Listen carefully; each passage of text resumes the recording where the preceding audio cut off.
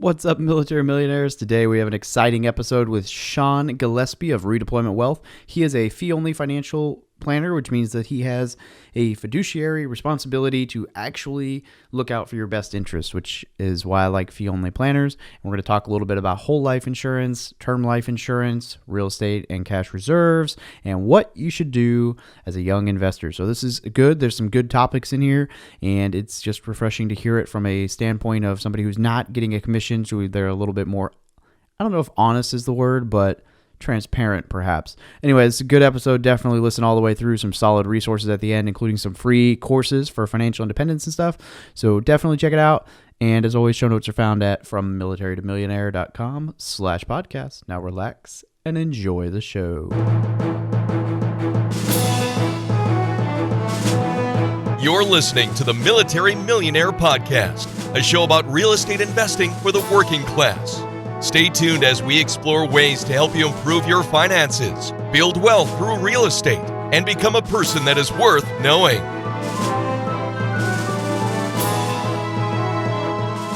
Hey, listen up, guys and girls, active duty and veterans. I have an important announcement to make. May 29th and 30th is going to be the first ever Veterans Live Conference. Now, what this is it is a military real estate investor conference hosted by military real estate investors, spoken at by military real estate investors, and attended by military real estate investors. Obviously, if you are not military, you are welcome to attend. However, it will be geared towards veterans and service members, helping veterans and service members. Myself, the Military Millionaire Community, Stuart Grazier, the Military Investor Network, and Bill Allen of Seven Figure Flipping are all going to be putting this on together, and this is going to be an awesome event. May 29th and 30th. Check out below for a link to register, and I look forward to seeing you there. Hey, what's up, military millionaires? I'm your host, David Prey. Alex couldn't make it today, but we have Sean Gillespie on the call, who is a 20-year Navy veteran. And what I really like about this is he is a fee-only financial planner, which we will get into in a little bit, but I think well, you'll understand why that's important here soon. But Sean, welcome to the show. Thanks, David. Appreciate you having me on. Absolutely. Why don't you give my audience just a little bit of background about yourself and how you went from Navy to talking about money for a living? Sure. So I started getting enthusiastic about money around about 1994 or so. I'd been commissioned for a couple of years by then. I escaped from the Naval Academy in 1992. And around 1994, I was starting to get all of my midshipman and ensign debts paid off, and I was getting ready to get promoted to lieutenant junior grade. And somebody dragged me by the neck to a rubber chicken dinner on a Wednesday night.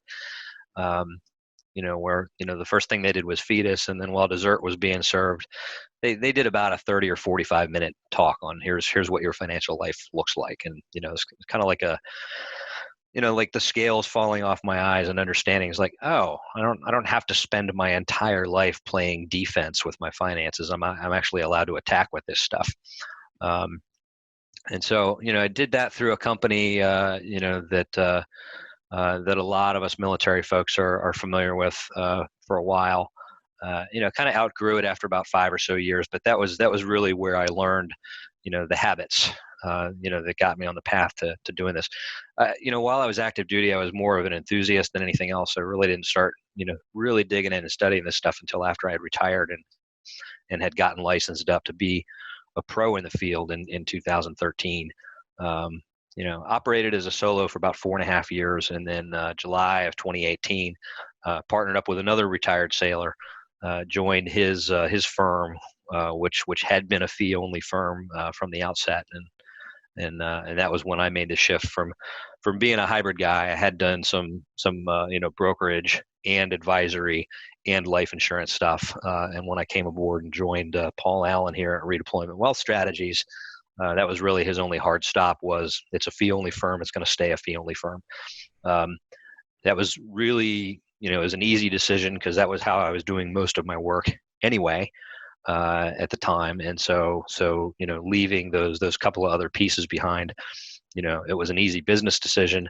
What I subsequently found out, to my delight, was that it was a much easier decision in terms of how much time and energy I no longer had to spend managing some of the conflicts of interest that come along. And I know you want to talk a little bit about that later, and so I won't, I'll keep most of that powder dry until we come back around to that, in a more in a longer fashion. But that's the short version. Is I was basically getting ready to retire in 2011. I had I was in my last tour, and the guy who'd been our guy asked if I'd figured out what I wanted to be when I grew up yet, and I hadn't. And he said, well, if you come work with me, you might not have to. And so he and I worked together for about 6 or 7 months, and then one day he chased me up a tree and said, hey, Sean, I think you're going to do this better by yourself than you will with me, so go get busy doing that. Which was a really nice way of firing me, basically. But I understood pretty quickly that he had done that with my best interest at heart. And so I've operated as a solo from 2014 until Paul and I partnered up in 2018, and then I'm one of 2 managing partners here now, along with Paul. Awesome. Well, that is cool, and I'm glad that you didn't get into it just to sell expensive products for huge commissions and not tell people. So could you explain real briefly for the audience what a fee-only financial planner is and what the difference is between that and I would imagine the overwhelming majority of financial planners? Well, majority. I guess I should. Yeah, I don't know if it's a majority. Here's one of the things that is probably not especially well understood. I think it was in 2016, was fees overtook commissions as the leading source of revenue. Oh, awesome! In the financial services industry in 2016. That's not a uniformly positive story. We'll talk a little bit as well about the different kinds of fee only engagements that you can get into with planners. But for starters, the industry just has very, very deep roots in commissions. It started out there in a perfectly honest fashion. I mean, it used to be, literally 100 or more years ago, this was the only way to get anything done. And it required people. It required people to do all of these things. So in order to pay people to do that stuff, commissions was about the only way to figure out how to do it. Round about middle of the 20th century or so, and specifically codified in the 1940 Investment Advisors Act, basically Congress, recognized and codified that people could do, what Paul and I do here, with a fee, for a fee paid directly by their clients to them. And the important part of that legislation is that the caveat that came along with that was a specific legal requirement that anybody who charges a fee directly to a client do everything that they do, recommend everything that they recommend to be in the best interest of the client. That requirement never existed before, still doesn't exist with commission work. And in particular, in the life insurance world, doesn't exist at all. There's no any kind of fiduciary requirement, implied or specified when it comes to life insurance. And so, when we military folks, in particular, there are companies out there with reputations for pushing expensive insurance products. That's the thing that we just don't understand is that the insurance industry, there's no requirement of any sort for that. It doesn't mean that you shouldn't have life insurance. If you need life insurance to keep an untimely passing from being financially catastrophic for your family, then you should go get some of that. But the different ways that you can skin that cat, in the overwhelming majority of cases, a term policy, that gets you that coverage only for the amount of time that you need it is far and away the most efficient way to do it. And that last piece is the piece that the life insurance industry, some agents are very forthcoming about that, and will specifically recommend to you, that more efficient way to get yourself covered. But not all of them do, and none of them have that obligation. When I am walking a client through that, when I am shepherding them through this process, with somebody that we typically refer out to, this is basically part of my job as a fee-only planner, is to basically be a watchdog on that process, and make sure that that they're only getting the coverage that they need, and they're not paying a nickel more than they need to pay for it. Yeah, which is awesome because as we were talking before we recorded, I am now going to have term life for $500,000 for me and my wife, and it's going to cost the exact same amount that my wife, one whole life policy for $50,000 cost my wife, which is, I mean, that's ridiculous. Like, we're talking 20 times more insurance between the two of us I don't plan on, hopefully, knock on wood, won't need life insurance past the age of 60. So we're both insured till then. And I'm 20 times the insurance for the same amount a month. It's Typically when we're doing a life insurance need analysis with clients, we're looking for two end states out of that policy. So the first end state that we're looking for is that we want that policy to provide all the coverage that they need for the 20 or 30 or so year period that we're looking at. And then we want that policy to expire without them ever using it. The other end state that we're looking for at the end of that 20 or 30 years is we want that client's life insurance need to be zero. And when you hear people talking about, buy term and invest the rest, when people poo-poo that, people who take the other side of that conversation, where they come from is, well, what we find is people don't invest enough. They don't invest that difference aggressively enough. They don't invest enough of the difference, to make, to drive that future life insurance need to zero. My question for anybody who takes up the other side of that conversation is, why don't your clients invest enough to get to that zero life insurance need 20 or 30 years from now? And that's usually where those conversations stop.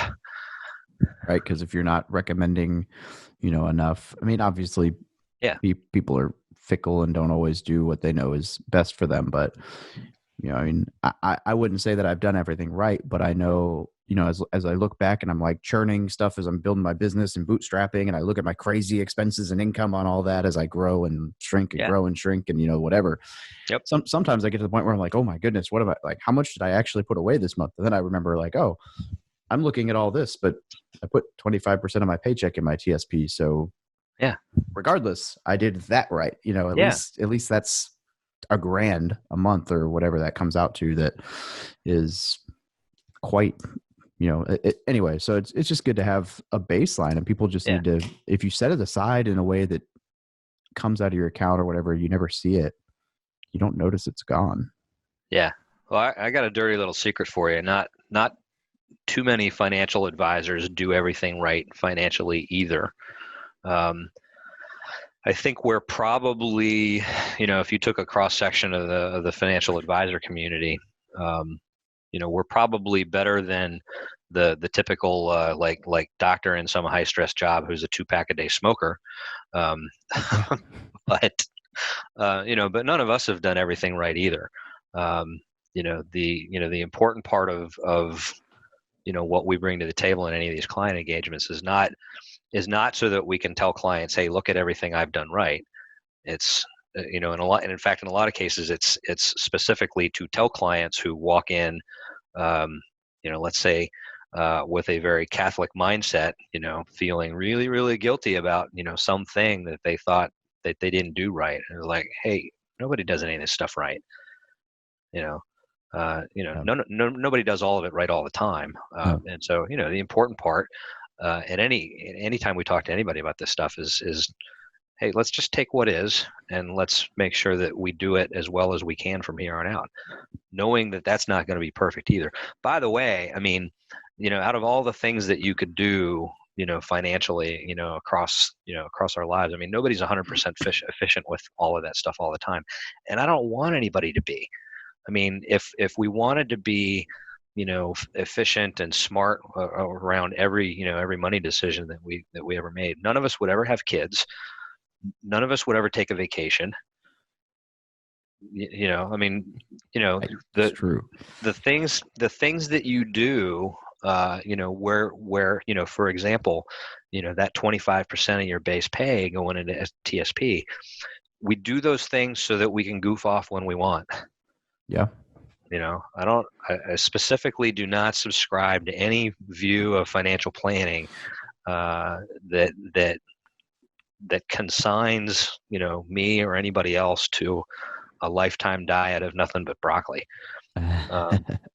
Yeah, I concur. I just had that discussion with a friend of mine. I meal prepped his super healthy, like chicken, broccoli, and rice for a week, and I stuck to it, and I felt great. And then at the end of it, he's like, "Yeah, that was awesome." I'm like, "Dude, I'm not doing that again." I literally went and bought. There's a video of me doing this, but I went and bought 4 meals of not breaded but Chinese meals with rice. Uh-huh. And I split each dinner into 3 portions and portioned it out with rice and made 12 meals out of it for the whole week. He's like, "What are you doing?" I was like, "Look, it's rice, it's chicken, it's stir fry. Sure, there's sauce. Sure, it's not perfect, but I look forward to this meal. So Yeah. I'm going to stick with it, because Yeah. if I don't look forward to it, like last week, I'm going to eat junk food because this is not like, sorry, it's bland." Listen to Hugh Jackman sometime talking about eating nothing but boiled chicken breasts for months while he was training up for all his Wolverine, X-Men roles. It's just misery. Yeah. And so, yeah, I mean, we want to be good stewards of our money, but we want to do it to enable us to do the things that we want to do. I mean, Absolutely. every one of us is doomed, and tomorrow is not promised to any of us. So I think an important part of this stuff is encouraging people to live now. Yeah, I agree. All right. I have one more insurance question before we, Yeah. I do kind of have another question for you, but I have several, but I'm curious, what are your thoughts on, and we don't have to talk on this too much, but I'm just curious what your thoughts are on the infinite banking whole life concept that people discuss, because I hear that all the time. And my thought process on it, where I'm at with it, is I have yet to see a video that explains it to me in a way that I understand in less than like 5 minutes. There has never been anything I've ever seen where the concept can be explained where I understand it simply and efficiently. And to me, that's a bad sign. So by that alone, I'm kind of But I was just curious, for the audience, because I know that seems to be a hot topic these days. What your thoughts, as somebody who is not going to, be trying to sell me on it, might be. Well, and so I would describe it this way, and I'll try to keep it to 1 minute or less. When we're talking about infinite banking, essentially what we're talking about is some kind of cash value life insurance policy. So like that whole life policy that you just talked about for your bride.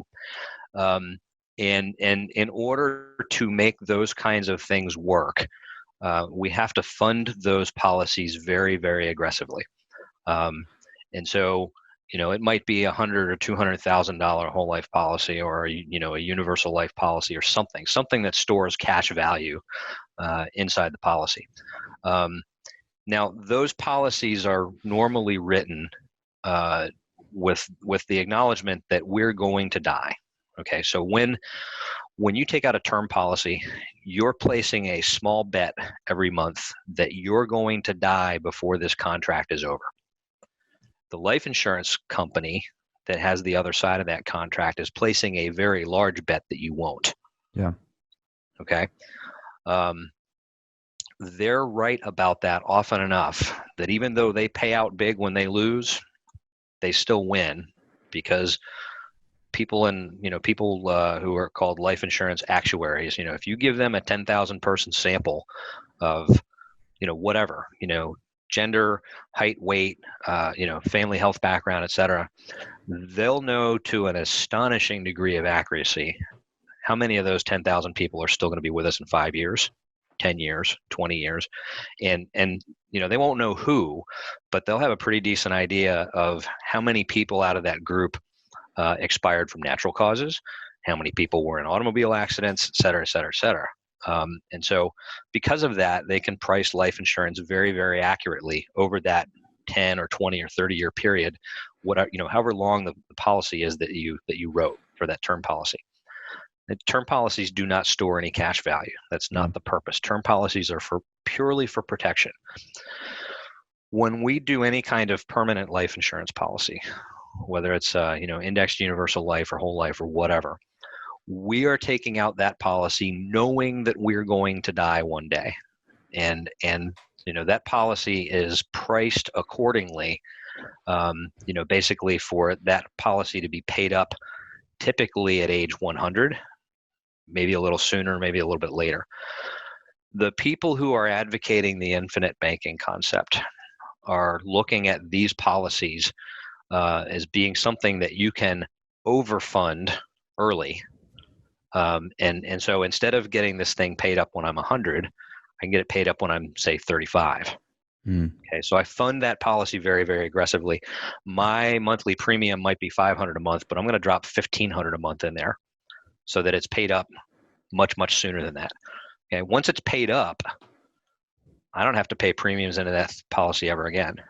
And most of these policies are constructed so that you can borrow money from them, either at very low interest rates or maybe even interest free, depending on the carrier and what they'll write and what they won't. So if you can afford to very aggressively overfund these policies, then once you've done that, it can be super efficient for you, because this is the banking piece of it. I don't need to get anybody to underwrite a loan when I go to my life insurance policy for it. That's my money that's inside that policy. I just ask for the money and I get it. And I get it on much more favorable terms than I probably would at a bank, for example. If it's going to be some kind of unsecured loan, I would anticipate at least a 5 or a 6 or a 7% interest rate on something that doesn't have some kind of collateral up against it. Here's the problem with that concept, and why I am not a subscriber to it. I'm not an advocate to it for most of our tribe. Most of us military folks don't have $100,000 or $200,000 laying around to very aggressively fund these policies without having some kind of adverse impact on our grocery bill, or being able to make car payments, or being able to pay rent, or anything like that. The typical whole life or universal life policy takes a minimum of 6 or 7 years if you're just paying the base premium before the cash value in that policy is equal to the premiums that you've paid into that policy.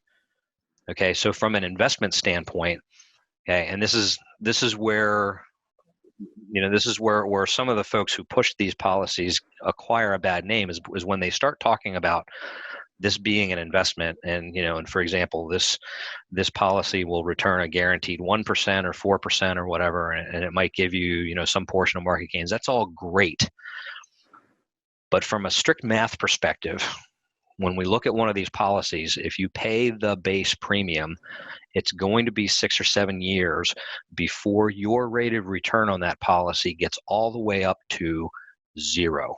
Yep.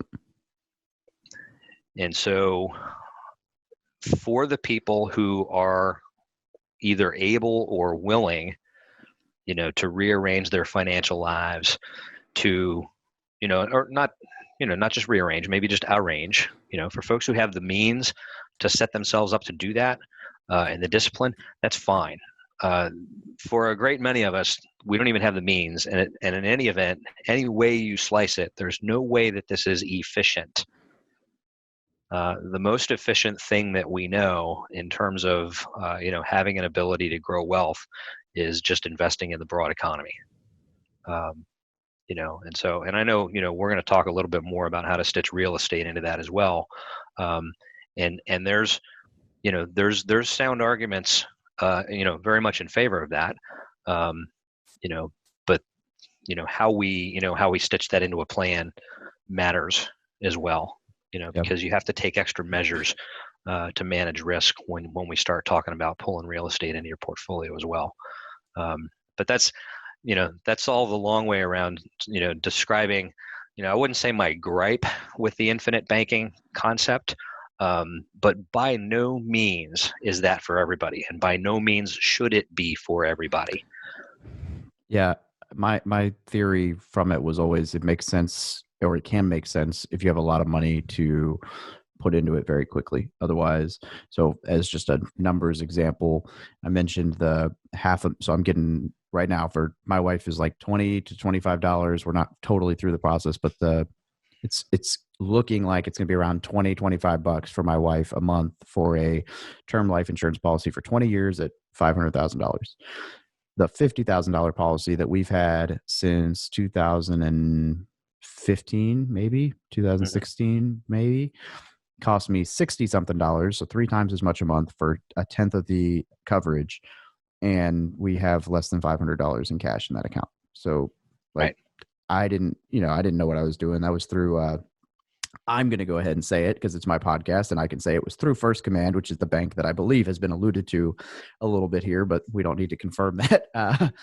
I am quickly pulling all my stuff away from them at the moment. So I did have some stuff with them. I've closed all but one account out, and I've got a phone call tomorrow or Monday to liquidate that. So yeah, well, I mean, the important part of that is that's the same across whole life. Yeah. Or any kind of cash value life insurance policies. Is that's just the way it is. I mean, even for the folks who have the means to get into the infinite banking piece, the broad market approach is still going to be the most efficient, long-term approach, or at least always has been. And so this is where the people talk about life insurance as it's like, well, it has guarantees to protect value and all that. It's all completely true.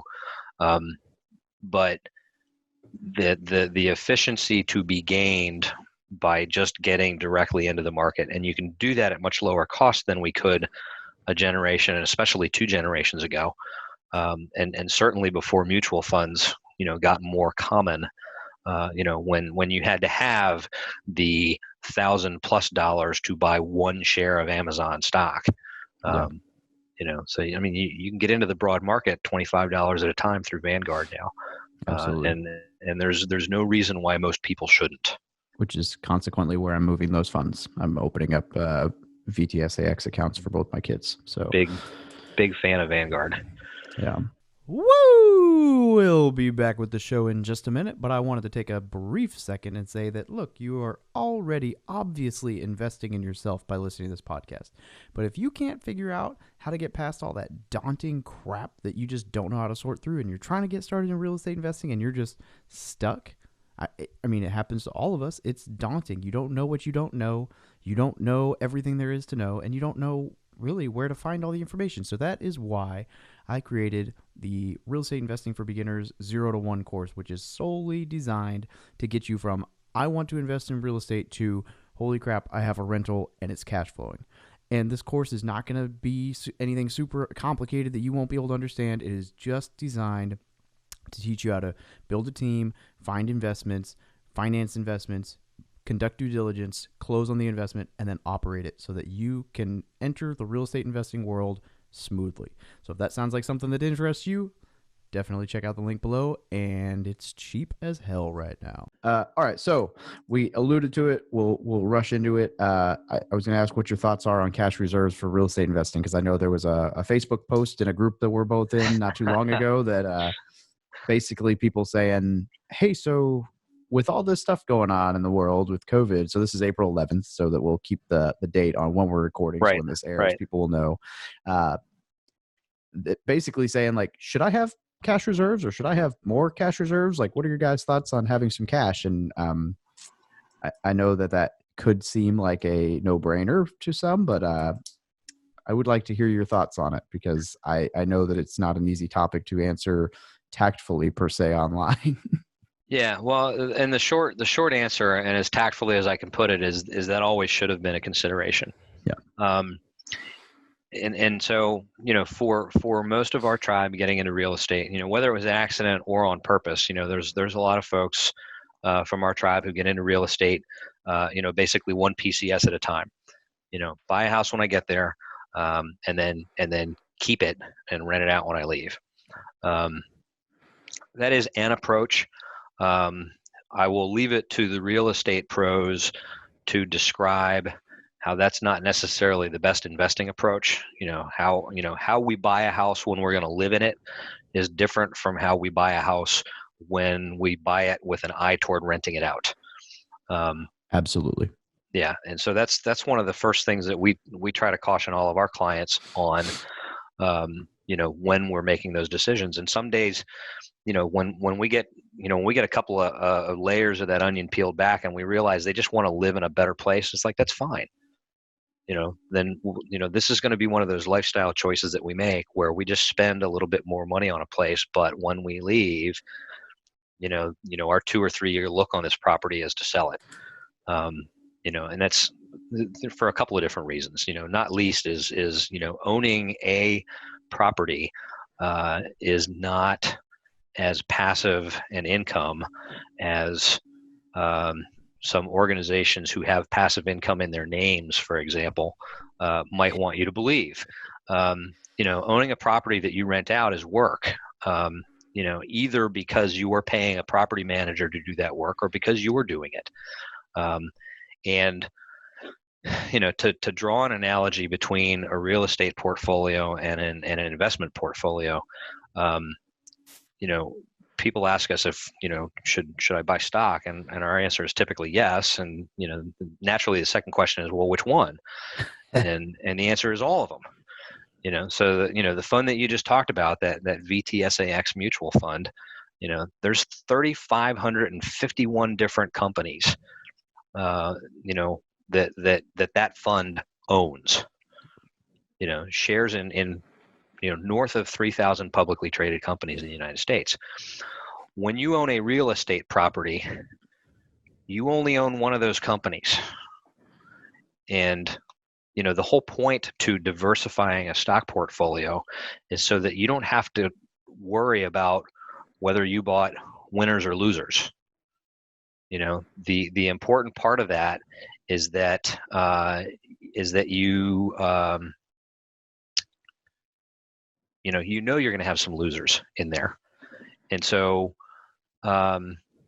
you buy enough stuff. I mean, Nick Murray does a lot of writing for us advisors, and the way he describes diversification is, if you own enough of any one thing to make a killing, you own enough of it to kill you. Okay. Yeah. The way my partner Paul describes it is, if you don't hate at least part of your portfolio, you're not diversified enough. I like that. But this is the whole point: is when you own shares in 3,500 different companies, it doesn't matter which one of them are winners and which one are losers. You're just invested in the broad economy. When you own a real estate property, you own one company.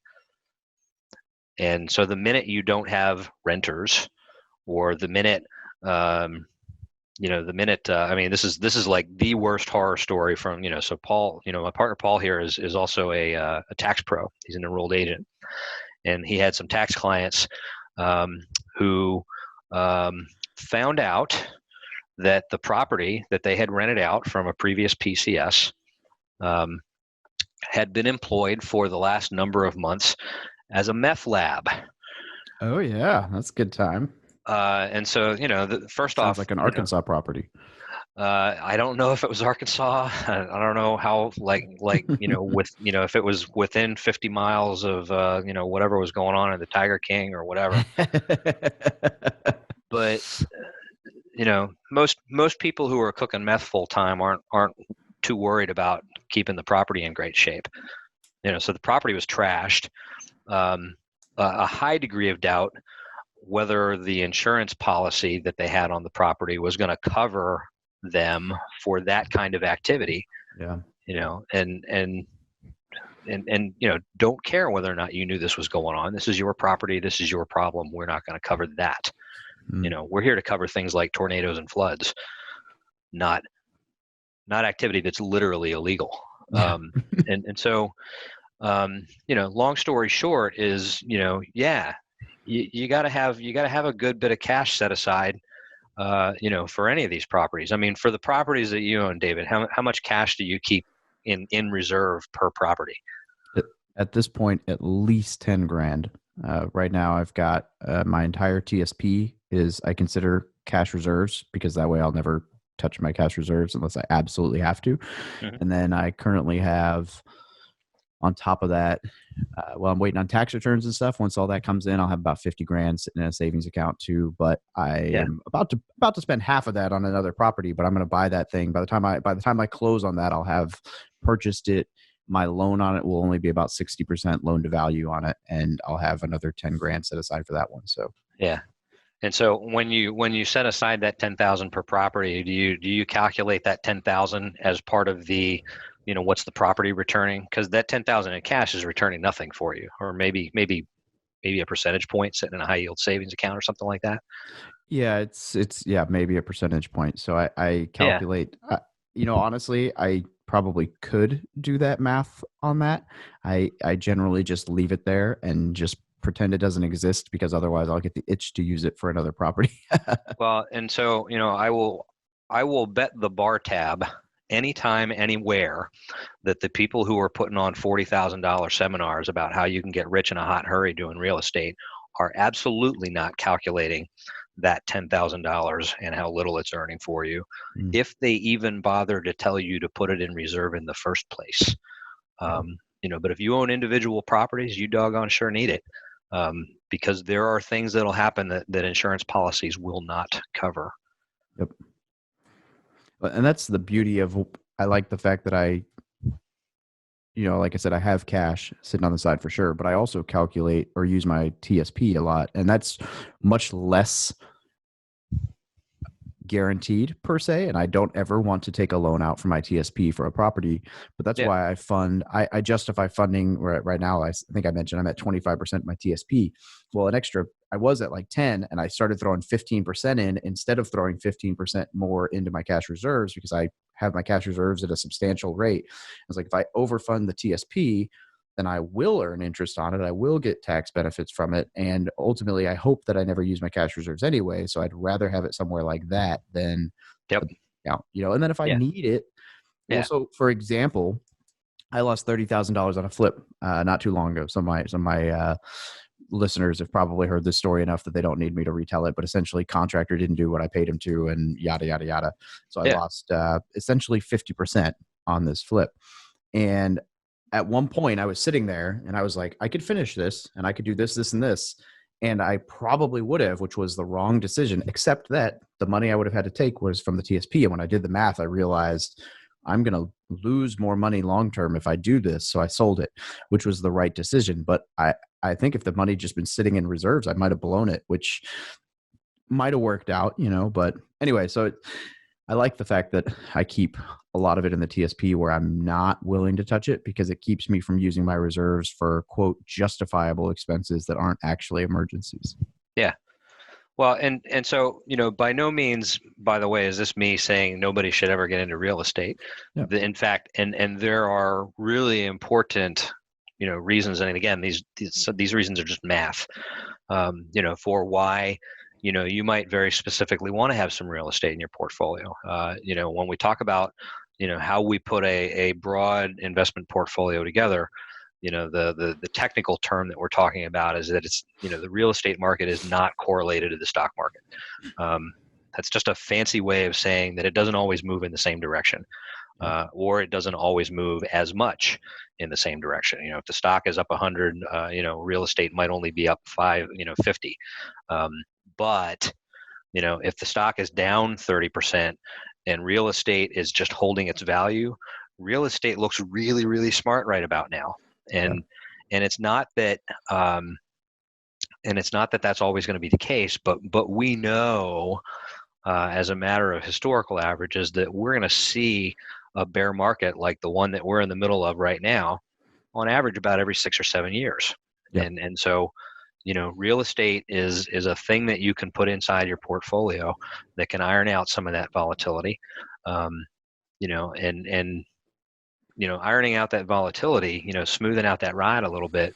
Also, again, this is just more math. That kind of smoothing out the ride can do better things for your gains in the long term. Yes.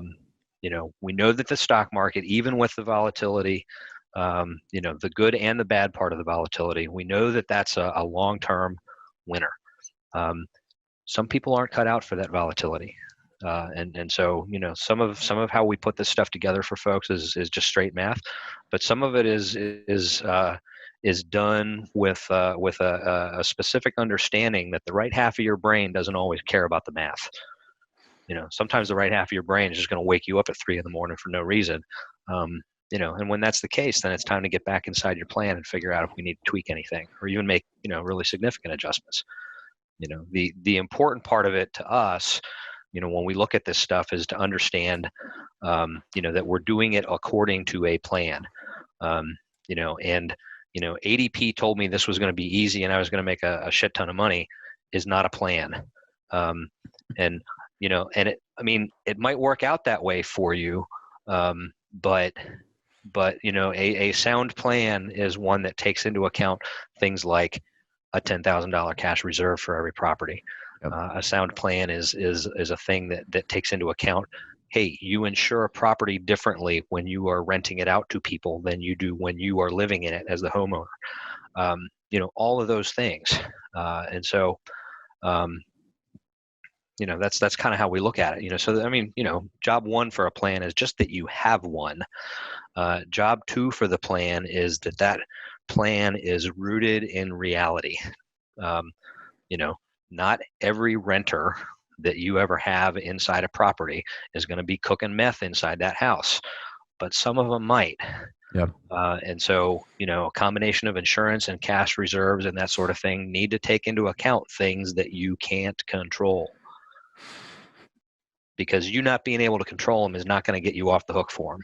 No, absolutely. I agree. Okay. So normally, as we get closer to the end of the show, I ask a question that everybody's heard me ask a million times, where if an 18, 19-year-old walked up to you asking for advice. So my question for you is a little bit different. If I was 18, 19, and just joined the military, and we were to sit down, what would be like the first 2 or 3 things that you would tell me I should do to get my foundation laid out? So the first thing would be, and so this is a nod literally to the name of your show here. So the show's Military to Millionaire. The book that I'm going to talk about is one called The Millionaire Next Door. And it was, at the time it was groundbreaking research, but the main upshot to the book is that the strongest correlator that they found to people becoming millionaires later in life was not that they made a bunch of really smart, aggressive investments, or that they made a bunch of dumb investments and drew the inside straight and struck it rich anyway. The people who are millionaires later in life are the people who get their spending under control. The short version of it was they found that the people that they surveyed who were millionaires were much likelier to drive a Ford Taurus than they were to drive a Mercedes. So that's job one. Yep. And once you get your spending under control, then we can start talking about, going on the attack with your finances. And for the 18 or 19-year-old who just joined the military, right out of the gate, make sure that you are contributing at least enough to your TSP every month to maximize that DoD match inside the new blended retirement system. There's a couple of different ways to look at that, whether it's free money, whether it is a guaranteed immediate return on your investment, however you choose to look at it. I don't think that there is a sound argument against maximizing that match, unless you're at a point where that 5% difference, that 5% contribution that you make to maximize that match is the difference between, enough groceries to feed the family or not. And if that is the case, then we need to have a different talk. Yeah. We need to go back to that first talk and get your spending under control. Yeah, absolutely. But that, that would be the first two things that I would tell any youngin right now is, first get your spending under control, and then, right behind that, take advantage of that match. Your 20-year career is not guaranteed. The shortest term argument in favor of maximizing that match to me is just don't work at a discount. Anybody who hires you who has a match inside their 401k, that's a hiring cost. I do not ever advocate relieving any employer of a hiring cost. You're not going to get a bigger bonus for it at the end of the year. I mean, we already know inside the military we're not getting any bonuses anyway. You might get a pat on the head from your gunny or your chief petty officer, or the master sergeant who supervises you and the rest of your unit. But it's not gonna redound to any kind of financial benefit for you. So take advantage of every one of those things and then put them to work for you in the best manner possible. Yep. You're not going to get a bigger Christmas card for it. None of that stuff. Your employer will be perfectly happy to just pay you less than what he agreed to pay you. I agree. Okay, so the next question I usually ask is, what is one resource, a book, course, website, whatever that you recommend? And you mentioned Millionaire Next Door. Is there any other resource that you would recommend? Yeah, so there's a couple. One of them is an old favorite of mine, the gent that I talked about a little bit earlier, Nick Murray, who's been in the financial services industry for 50 years. He started his career as a fresh out of college, broker sitting at a desk making 200 cold calls a day trying to get people to buy stock, from someplace in Manhattan. Over the course of his career, he began to understand that, that the real value that we human advisors add is in the advice that we provide, in the planning that we do with and for our clients. And so more and more of what he's written over the years has oriented toward that. Most of the books that he's written for other advisors. He has written one for consumers called Simple Wealth, Inevitable Wealth. Not least, one of my favorite parts of that book is that in nowhere in his definition of wealth do you see a dollar figure. He basically describes wealth as the ability to live a life, of meaning, worthwhile pursuits, even if, or especially if you no longer depend on work for income. There's no dollar figure anywhere in that definition, and so it frees up all of us to figure out what that dollar figure is. But the dollar figure doesn't become the goal of the planning. The dollar figure becomes the enabler. The dollar figure becomes the thing that makes the things that we want to do possible. For some people, $500,000 to retire on is an unimaginably princely sum. For some people, I feel bad for these people, but for some people, $5 million won't even begin to scratch that itch.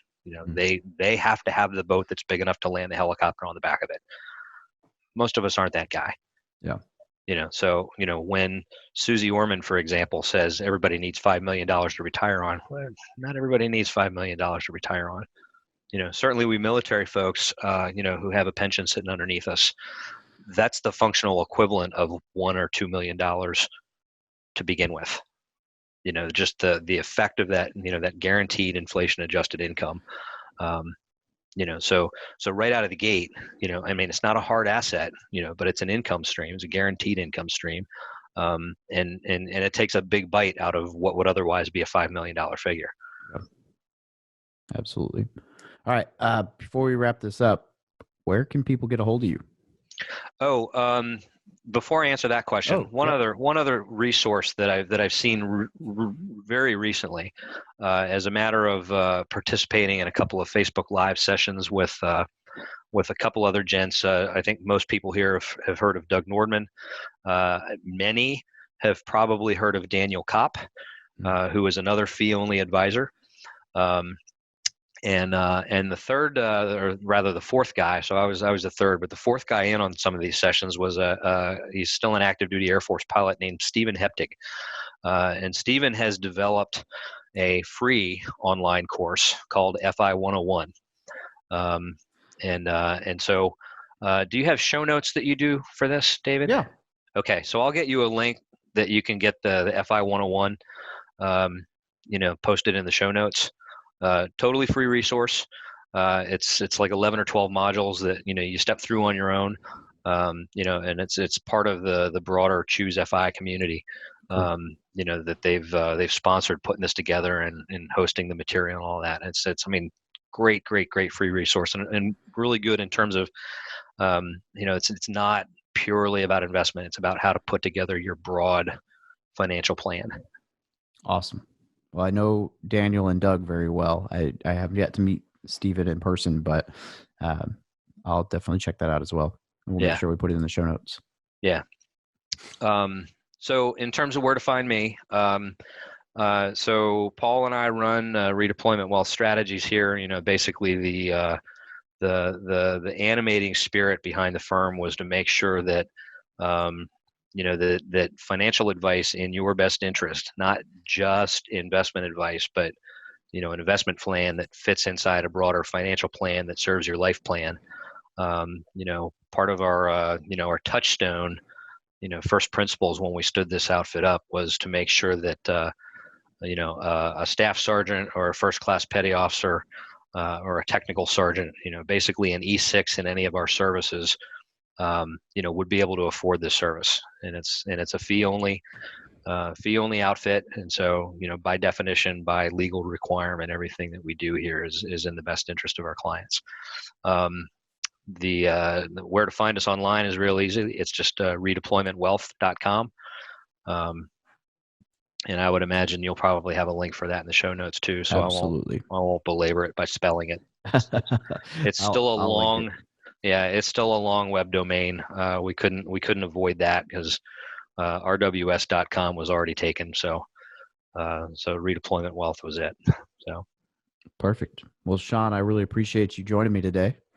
Yeah, likewise. I appreciate having you on, and for those of you who inside a couple of these different Facebook forums, just like Doug, just like Daniel, I spend a decent amount of time inside these forums, just talking about stuff. So if you've got an odd question here or there, I can usually be found inside those as well.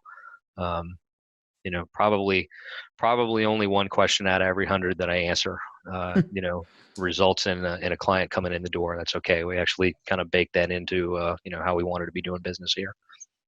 Perfect.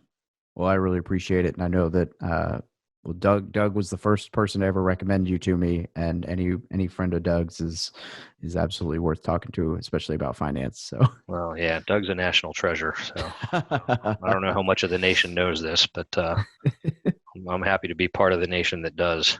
Yes, sir. Awesome. Well, have a great day. Thanks, David. Thank you for listening to another episode about my journey from military to millionaire.